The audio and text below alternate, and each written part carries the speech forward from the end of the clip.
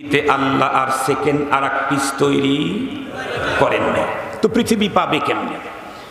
নবীজির চাইতে উন্নত চরিত্রের অধিকারী মানুষ পৃথিবীতে ছিল না। সেই নবীজি স্বয়ং নিজে বানাফসে নাফিস সশরীরে অনেক যুদ্ধে অংশগ্রহণ করেছেন। যে যুদ্ধগুলিতে নবীজি সশরীরে অংশগ্রহণ করেছেন তার মধ্যে এক প্রসিদ্ধ যুদ্ধের নাম ওহুদের যুদ্ধ, গজওয়ায়ে ওহুদ। এ যুদ্ধে নবীজি সশরীরে ফিল্ডে ছিলেন। সঙ্গত কারণেই ইসলামের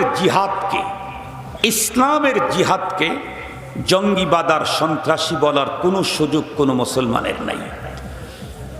কোনো মুসলমান যদি জিহাদকে জঙ্গিবাদ আর সন্ত্রাসবাদ বলে যদি সে ক্রিটিসাইজ করে, আর ওই লোকটা যদি কাবা শরীফের ইমামও হয়, তারপরেও তার ঈমান থাকবে না। কাবা শরীফের ইমাম হলেও ঈমান থাকবে না। মুহতারাম হাজিরিন, ইসলামে জিহাদ আছে, কিয়ামত পর্যন্ত থাকবে। আমাদের প্যালেস্টাইনের মুসলমানেরা যুদ্ধ করছে, আল্লাহ পাক তাদেরকে বিজয় দান করুক। আমিন বলেন, আমিন বলেন।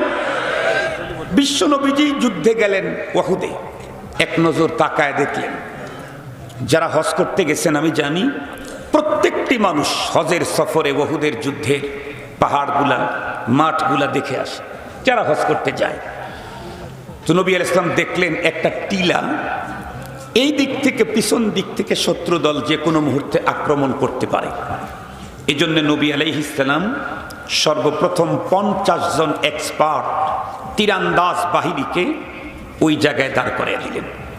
সেই 50 জনের প্রধান করলেন আব্দুল্লাহ ইবনে জুবাইর রাদিয়াল্লাহু আনহুকে। বললেন, আমরা যুদ্ধে হারি আর পারি, কোনো অবস্থাতেই তোমরা এই জায়গা ত্যাগ করবা না।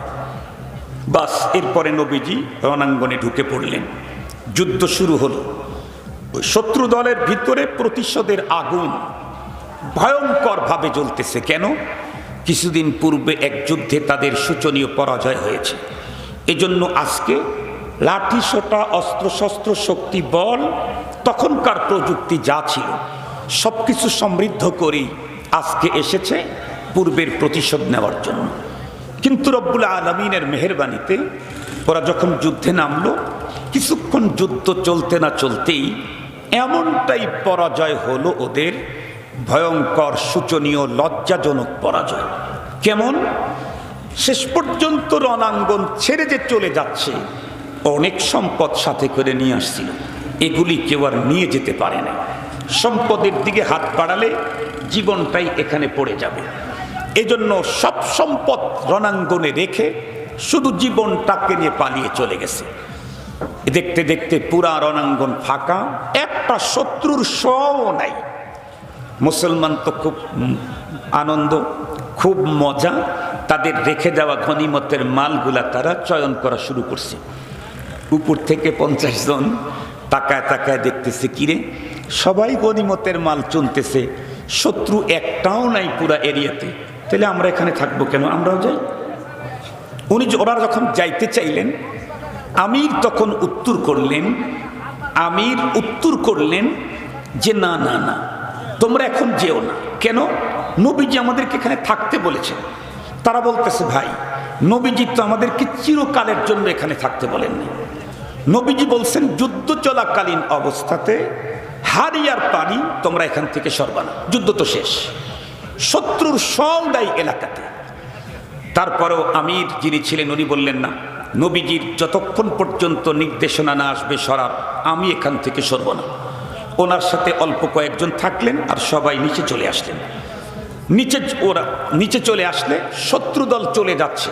দেখেন, আমরা ছোটবেলায় কিন্তু কিছু মারামারি করছি না, চাচাতো ভাইয়ের সাথে, ফুফাতো ভাইয়ের সাথে, প্রতিবেশীর সাথে, 2-3টা কিল টিল বক্সিন টক্সিন খায়া ভাইগা যখন পারতেছি না চলে আসছি, চোখ দেখ পানি ঝরে, কান দিয়ে আবার পিছনে তাকায় দেখি, মনে যদি সুযোগ এখন পাই তাহলে ওরে আস্তাবতে দিব। ওরাও সব কিছু রেখে চলে যাচ্ছে, কিন্তু মাঝে মাঝে তাকায় দেখে যে কোনো একটু সুযোগ পাই নাকি। এক পর্যায়ে দেখে, কিরে এখানে 50 জন ছিল, বাহিনী নাই, হাতে গোনা 2-3 জন। এই চল চল চল, সবাইকে ডেকে, প্রতিশোধের আগুন ভিতরে জ্বলতেই ছিল, এমনভাবে আক্রমণ করলো, ওই টিলার উপরে যিনি কমান্ডার ছিলেন, প্রধান, উনি সহ দেখতে দেখতে সবাই শহীদ হয়ে গেলেন। ওরা তখন আস্তে নিচে নেমে আসলো।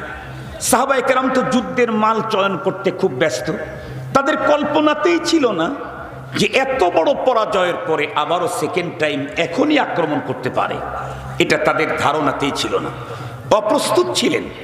হঠাৎ করে পিছন দিক থেকে যখন আক্রমণ করছেন, সাহাবায়ে কেরাম অনেকটাই কেমনটা হয়ে গেছে। দেখতে দেখতে একটা একটা করে সাহাবীদের লাশ জমিনে পড়া শুরু হলো। এমনকি নবীজিকে টার্গেট করে এমন একটা আঘাত করলো, নবীজির দান তো শহীদ হলই, আঘাতের তীব্রতার কারণে নবীজি পাক্ষে জমিনের ভিতরে পড়ে গেলেন এক গর্তের ভিতরে।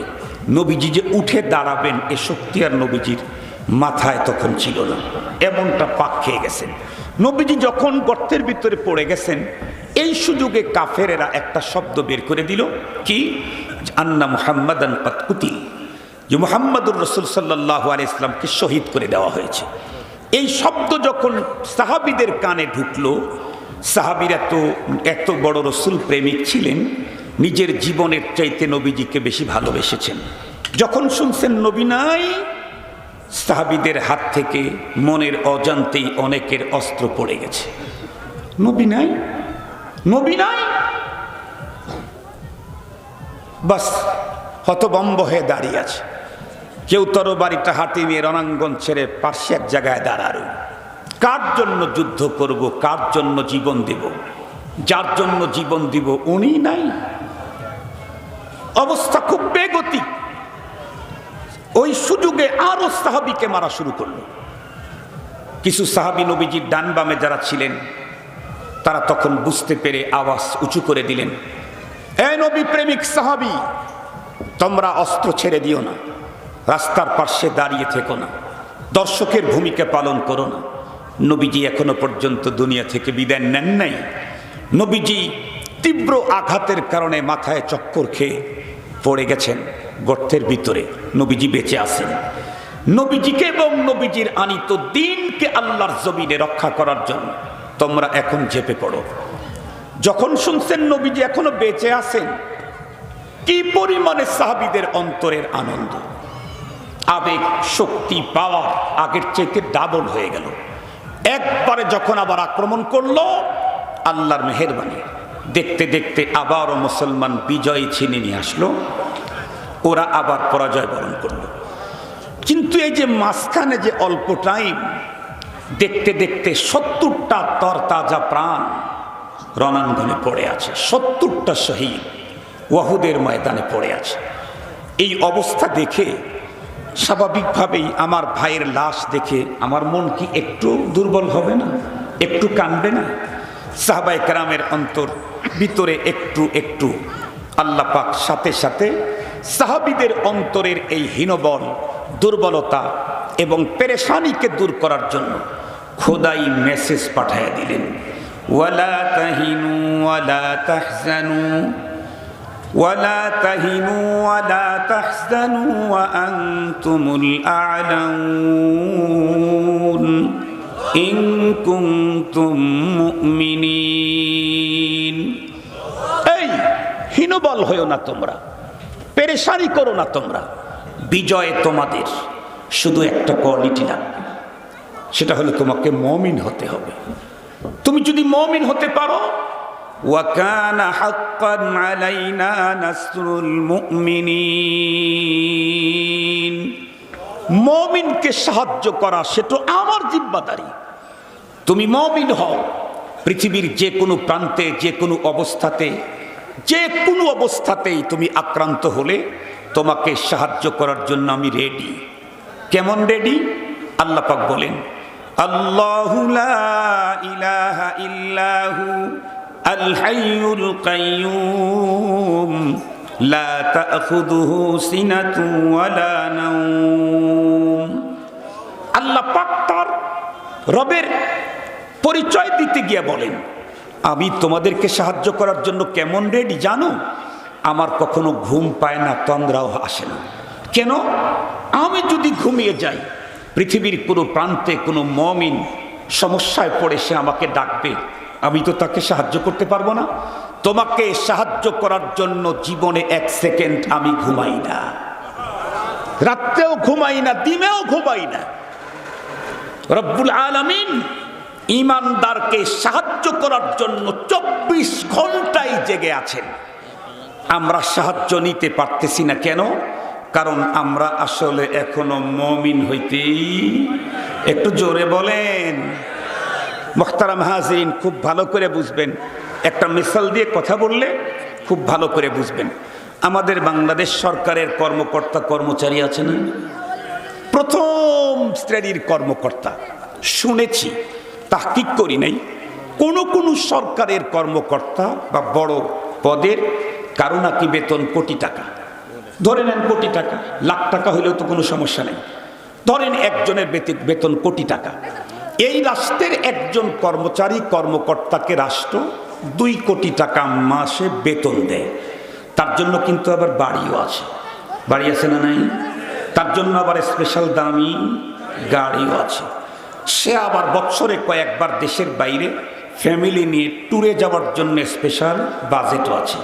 তার জন্য আবার কয়েক রকমের মোবাইলও আছে।